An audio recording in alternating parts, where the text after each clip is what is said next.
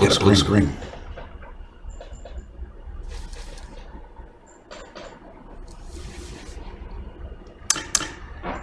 Good evening. Welcome to Black Video News Network and our weekly podcast, Press Play. Press Play is a podcast, and this is our second edition of COVID-19. Black Video News Network is your voice for the Central Texas African American market. We address all sorts of topics that are important to our community, and of course the topic of the evening is COVID-19. It's changed life as we once knew it. The new norm is soon to be realized, but you can rest assured it won't likely look like life before CV or the coronavirus. We're going to talk about a couple of important topics tonight. One will be health and the medical side of things, and then finance and funding. Before we get to that, we want to encourage you guys to write down blackvideonews.com.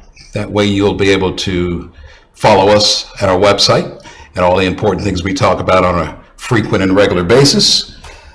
blackimpactsab.org is our nonprofit website that addresses all things COVID-19. If you are inclined, we want to encourage you to donate. We are currently raising funds to help and service the community in every way we possibly can to get us through this pandemic. And obviously, blackbookstudios.org is the parent website for blackimpactsab.org. So let's talk about the medical side of things for a minute here.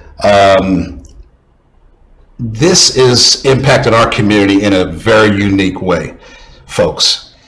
I'm sure everyone is starting to pay attention that the African American community is being disproportionately impacted by this virus, while other groups and communities, ethnicities, may be managing through this. It's killing us. And why is that? It's a good question. We have done some research ourselves. Let me just drop some statistics on you. According to the CDC, 7 out of every 10 fatalities is an African American, which means 70% of the folks that are dying from this virus, are black folks. Why and how did this happen? We've had some subject matter experts on national broadcast recently and have addressed this. And I think there's a couple of things that agreements we've all kind of come to. And one is we prematurely diagnosed this as something that couldn't happen to us. There was a rumor out that this was a white folks thing, non-black. Black folks were immune to it, and it would not happen to African Americans. However, if we'd really been paying attention and listening to the medical experts, we happen to be genetically or maybe biologically predisposed to be a target for this virus for the pre-existing conditions, medical conditions that a lot of us have. The top two being hypertension and diabetes. As a result, I don't think we took it very seriously. And as we are the midst of this, we are seeing a lot of us suffer from it. And unfortunately, a lot of casualties are happening as a result of this disease. So what I want to encourage us for sure, all of us, each and every one of us right now, continue to listen to the experts, line up with the rules, social distancing, wash your hands, mask, gloves, all the other tools and things we can grab to protect ourselves. Remember, just because it's not happening to you and in your particular circle, immediate family, there could be someone who is close to you, who you are familiar with, who it's happening to, but who hasn't said a thing. So be very careful in group gatherings, even if you're just going to the grocery store, gas station or whatever, that you got to be very cautious of what you touch, who you talk to, who's in your space. Okay, we're going to move on to the other big white elephant in the middle of the room, finances. No doubt, again, this virus, this season, this condition is disproportionately impacting us in a very negative way. Everyone in the country, in the world, quite honestly, this is a global pandemic, is being infected or impacted by the virus, economically speaking. Whether you were gainfully employed working for someone else, or you're a small business, large business, contractor, if you were receiving some sort of income before this, things have likely changed for you. And we've got to make sure we pay attention to all the information that's coming out from the White House and the national folks about all the opportunities and options that are open to us to make sure we can continue to make a living. Some of our landlords, while they may be compassionate, they may not give us forgiveness for paying rent late, mortgages late, and car payments late, and certain other things. While they may not take the car and the home, we still may get charged late fees and that sort of thing. So all the information that's been coming down the pike regarding funding and financing, we want to encourage you to pay attention to this. On our website, blackimpactsab.org, if you'll scroll down to the bottom of the site, we keep up with as much information as we can to make sure we inform you, keep you informed on a regular basis. Again, our information is pretty, important to the African American community. We try and make sure we understand how this is impacting our community, and obviously in Central Texas here. We're going to bring on a subject matter expert in a minute here, who has, he's actually an attorney based here in Central Texas. He's got a background in immigration, however, has become a subject matter expert on funding.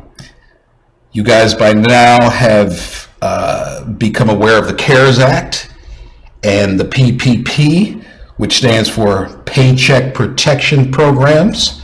Those are out there for us. Hopefully some of you have already applied. Small business proprietors and operators, there's funding and grants out there, some that have to be paid back later, others that do not. We'll have the subject matter expert in a minute here share that or enlighten us on that. Our numbers show that 16 million Americans lost their jobs in the past 3 weeks. That's a lot of folks out of work, and they all sort of went to the unemployment website at the same time, overloaded it, and crashed the system. So by all means, guys, keep going. Try and get through, and wait your turn or your time. It may take a while, but eventually you should be able to access the system to make sure that you apply for unemployment. Our numbers also show that about 6.6 million Americans have applied for unemployment. So some folks are getting through, and we want to encourage the rest of you to keep up the effort to make sure that you get to understand how you need to apply for your unemployment. The money is out there for us. It's been earmarked. We, as a group here at Black Book Studios, we talk about this on a frequent basis, on a constant basis, daily. And we all sort of applaud the fact that the national government was able to find money,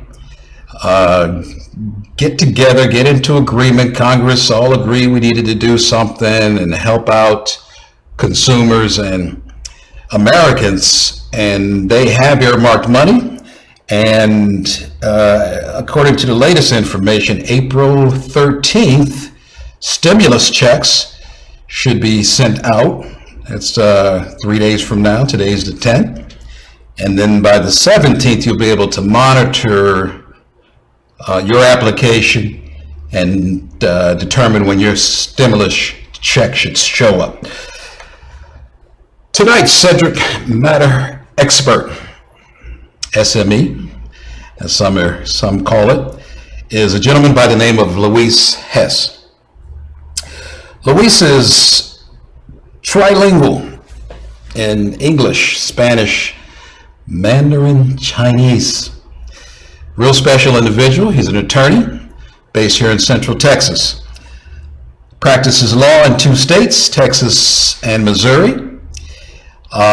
He's a former U.S. Air Force JAG Corp. For those of you who are former military and veterans, you probably know what that means right off the cuff.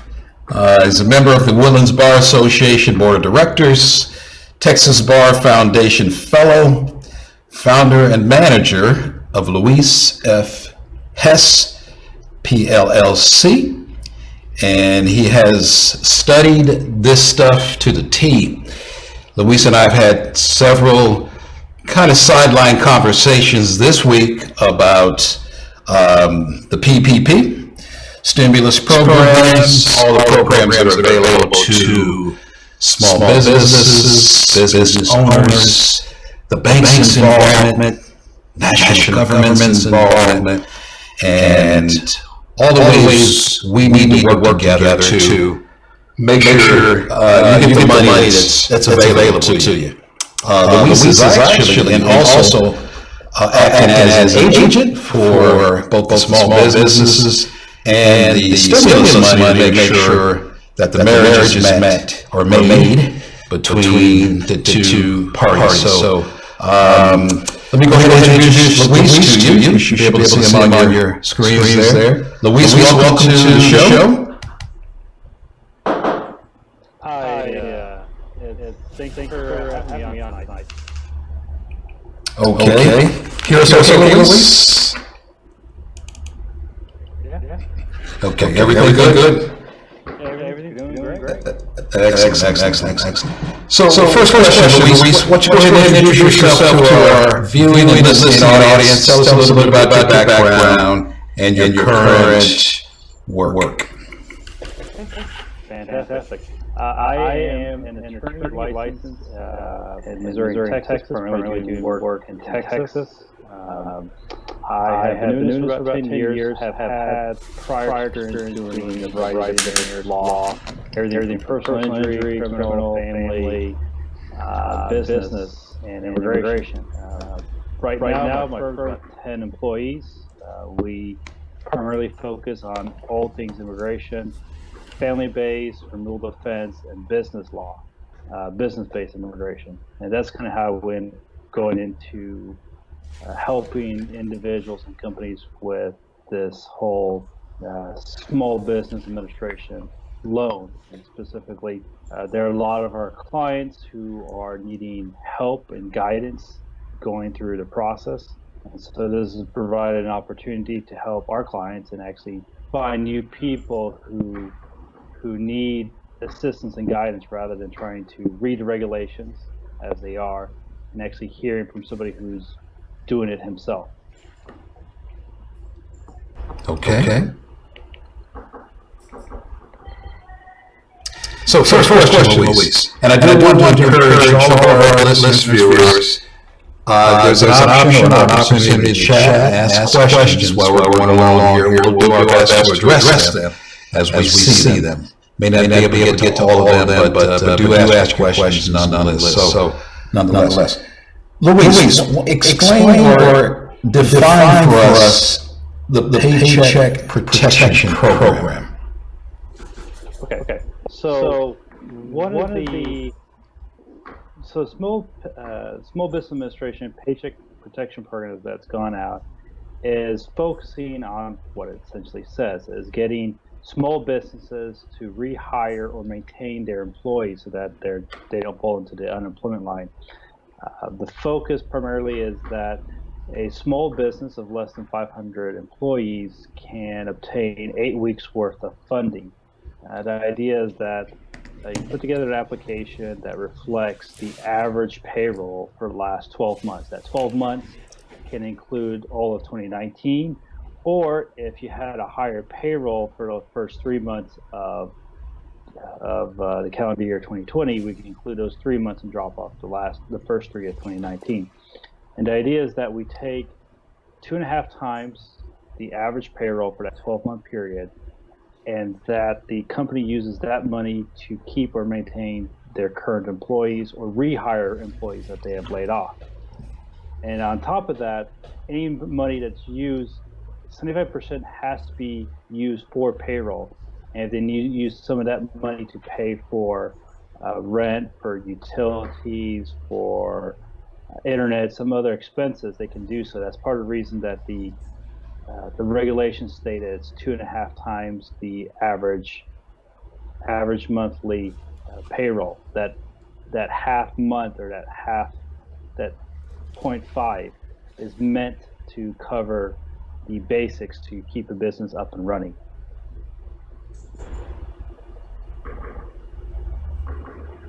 Okay.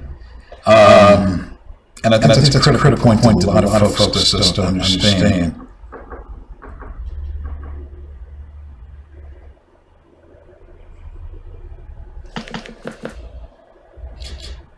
Can you hear me okay?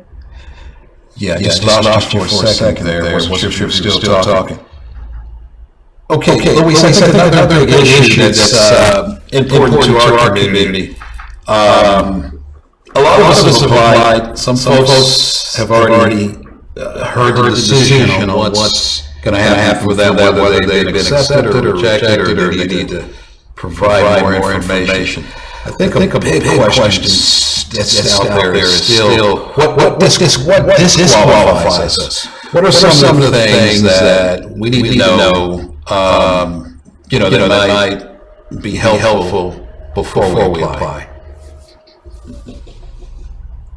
Okay, so reasons that people may not be able to qualify are people who have previously taken out a small business administration loan in the past and have defaulted or are behind payment.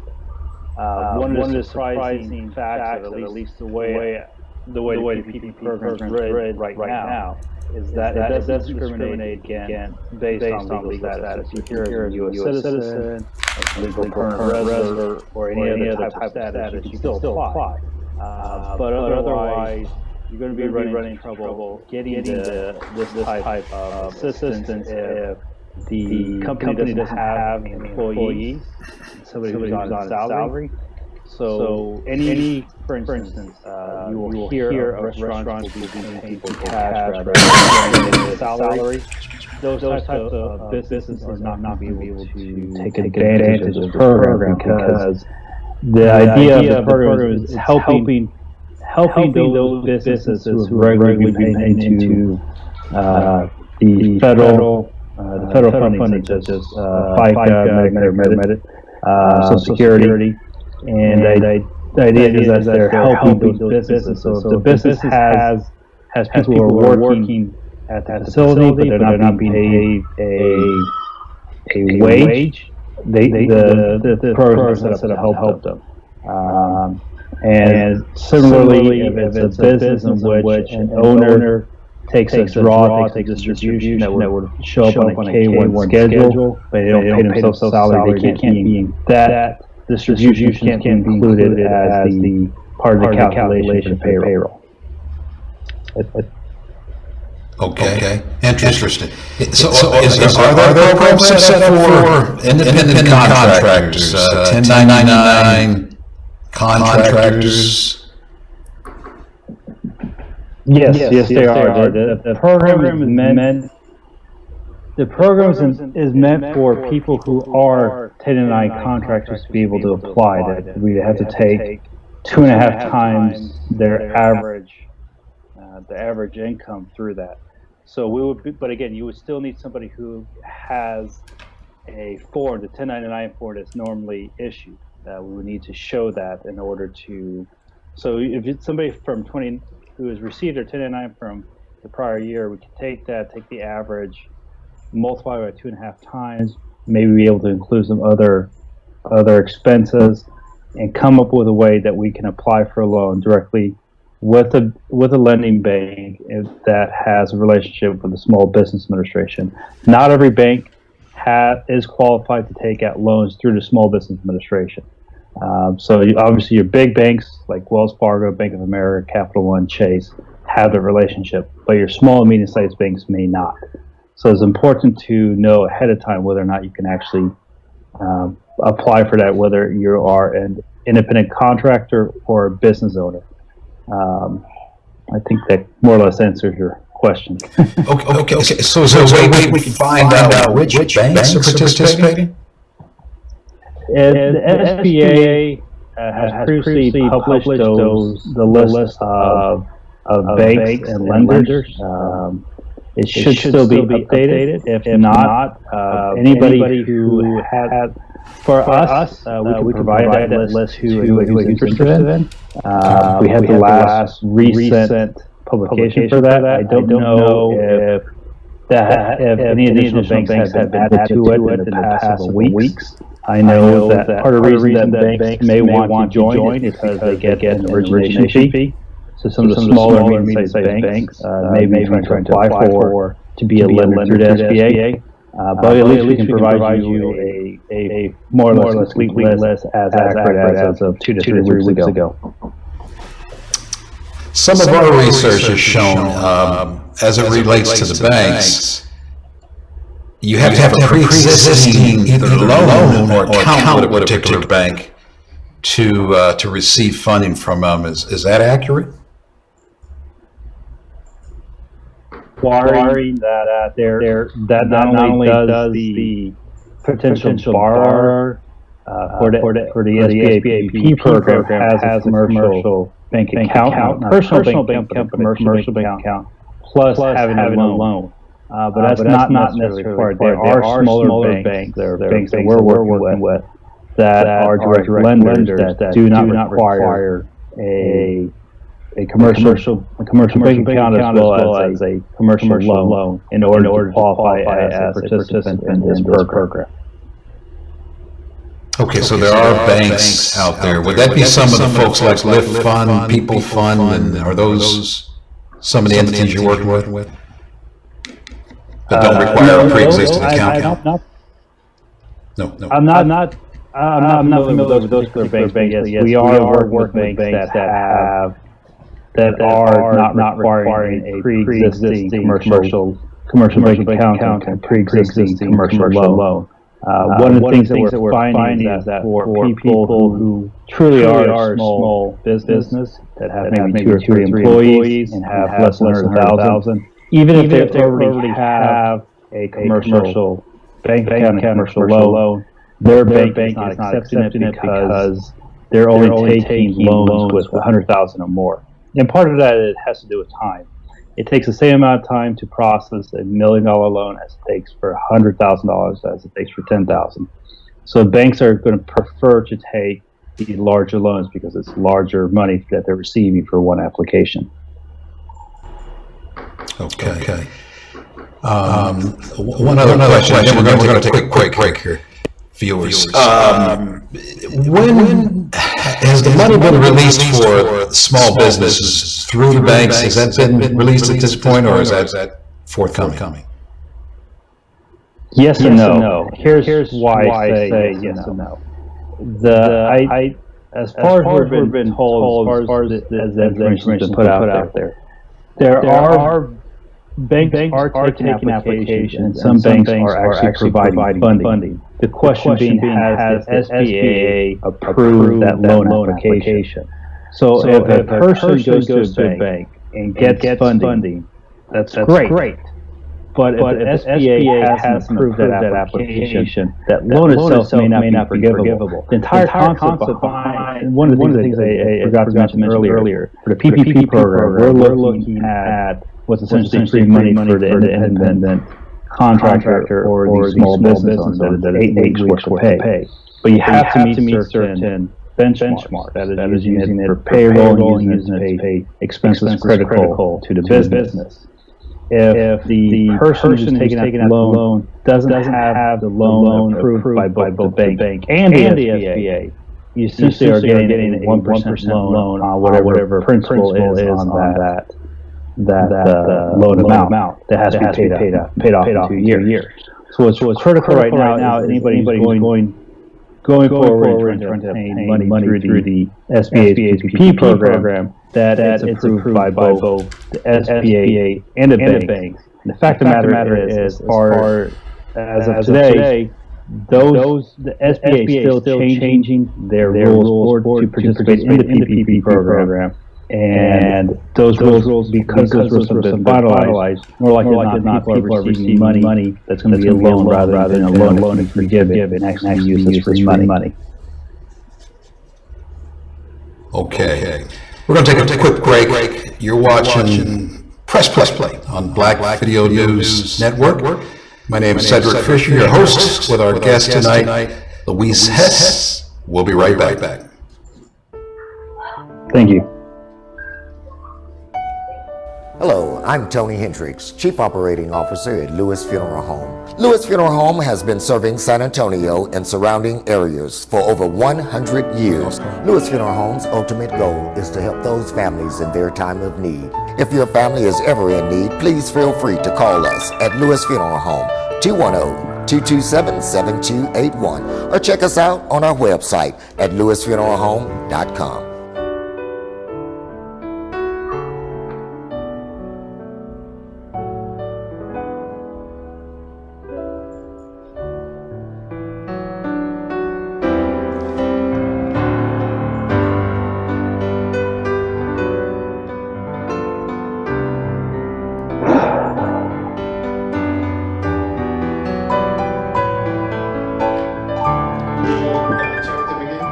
What's that?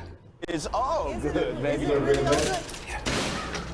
If you love me Let me know enough to when. routinely test your handyman Nobody can skills, hear me, right? not to mention the strength of your marriage, then of course Luis, you'll can you hear me? visit I can hear you. NHTSA.gov/the right Luis? seat to make sure I'm in the right car seat. Yes, I can hear you.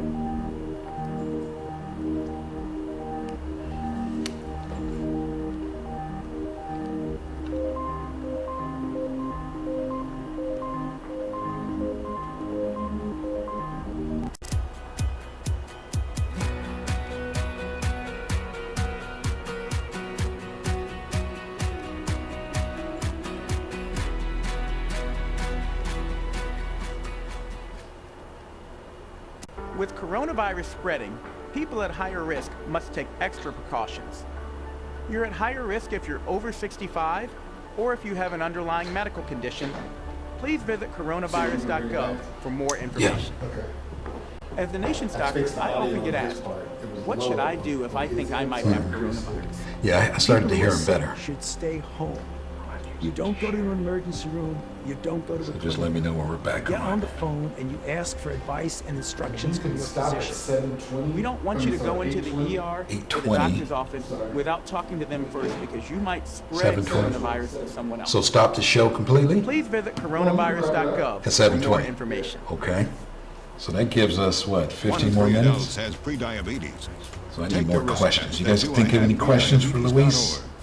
1 in 3 adults has pre-diabetes. That means it could be you, your favorite brother, your other brother, you, your football For buddy, funding? your For money? buddy, Or for health care? your plumber, Because he's specifically talking about the your funding. plumber's masseuse, PPP your program dog and walker, how to your get paid. cat jogger. With early diagnosis, pre-diabetes can be reversed. Take the Any risk other test programs? at Okay. prediabetes.org. That's a good one.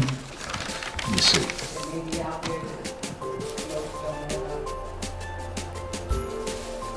Coming back a little bit. Just let me know when, Carl.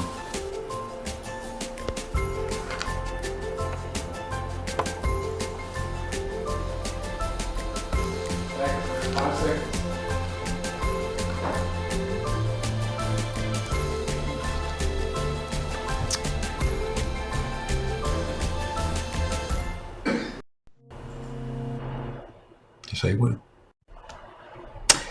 Welcome back to Press Play with Black Video News Network. I'm your host, Cedric Fisher. Tonight, joining us is Luis Hess, attorney Luis Hess, and we are discussing the government funding, the local funding, all the stimulus information, small business funding to make sure you have an opportunity to take care of your business and your family through this pandemic. So, Luis, another question that came up is, we're now with PPP program. Are there any other programs that are out there available to either the small business community or even employed person? Yes, there are. Can I add into the PPP program? That's something I forgot to mention earlier. Sure. Is that okay with you? All right, absolutely. So one of the things that I didn't talk about before is that you can be an agent.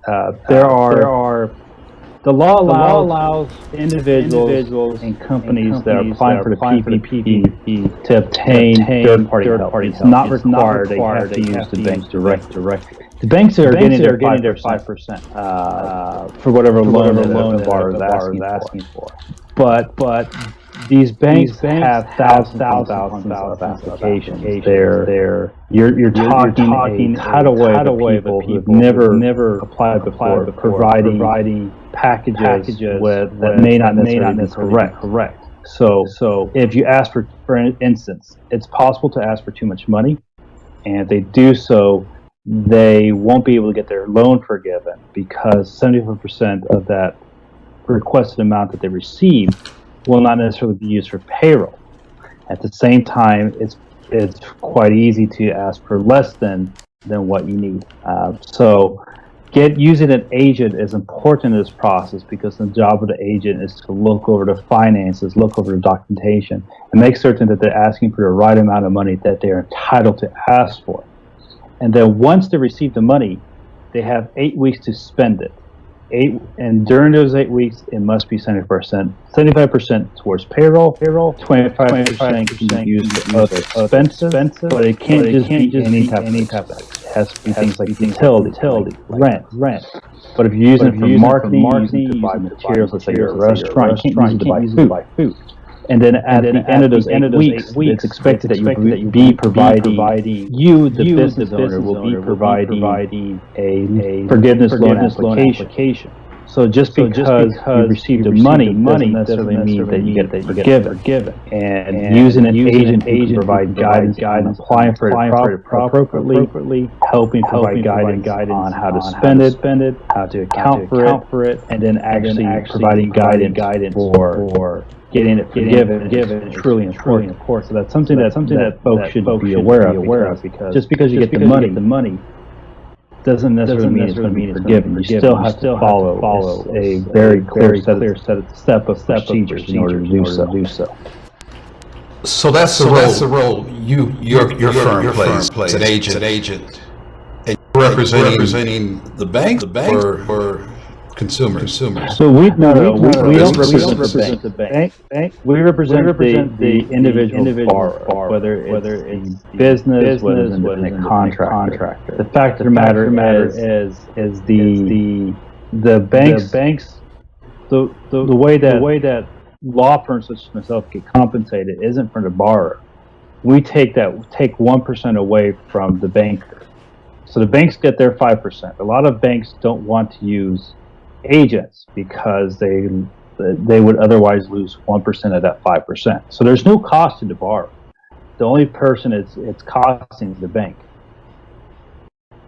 Is the bank? It's interesting. So you get a better, in my opinion, you get a better service for the borrower because somebody such as myself, who we're helping close to 100 people, we have the capacity to help 100 people very well versus a bank that like Wells Fargo has 10,000 applications. There's not going to be the same level of scrutiny to make certain that the person's asking for the appropriate amount of money that they need to run their business that they're entitled to ask for versus too little or too much. Okay. And you mentioned that twice. So let's just talk about that for a second. Is it possible to ask for too little? Or what are the thresholds between much and too little? Okay, so there's a formula that you're supposed to use to ask for an amount of money that you can ask for. The fact of the matter is that formula has totaled three times over this past week. So before you can include originally rent and utilities in the original calculation. Right now it's only payroll. And then before the question was, can you only use the 12 months of 2019, or can you shift that timeline from April 1st of 2019 to April 1st of 2020? So if you have if you have more employees in the first part of 2020, you would have a larger payroll amount. So it becomes a question of how you calculate. So you can ask for too little because you can ask for too little when you if you were to have a larger employee base in 2020 versus 2019, but you're only taking 2019 average payroll into account when making your calculation. So does that make that as clear as mud? Is it crystal clear? Yeah, I guess folks could research a little more in detail what number should they apply. Can you say that again? Folks could do their own research to come up with the number that they should apply for, the amount that they should apply for, given the criteria. Certainly, anybody's welcome to read the regulations as they're online. The question being, are you because those regulations keep shifting, do you want to apply now, or do you want to apply when they become finalized and you truly know what the final number should be? Anybody can do anything that they want to. With respect to law, there's no requirement that you use an agent. The entire concept of the agent is just to help ensure that folks are getting the maximum amount of money that they can that's still forgivable. Okay. Louise, been very helpful. Want to appreciate you for on the show tonight. And obviously, we want to encourage our viewers. If in fact you can handle it on your own, you've got the good energy and ambition, initiative to make sure you apply, then you're good. However, there are folks out there like Louise Hess Byrne, who will as an agent. I think he mentioned that at no cost to the borrower. Is that correct? That's correct. There's absolutely no cost to whoever's requesting a loan from the SBA. Okay. Look, why don't you share your contact information with the viewers before we sign off this evening? So folks that are interested in reaching back out know how to get in touch with you. Right. The easiest way to reach out to us is go to our website, luislaw.com, luislaw.com, and just send us a message to our website saying, hey, I'm interested in getting more information from the SBA. We will certainly respond to you within 24 hours. Similarly, you can give us a call at 281-205-8540. And we have people who can answer phones 24 hours a day. Again, it's 281-205-8540.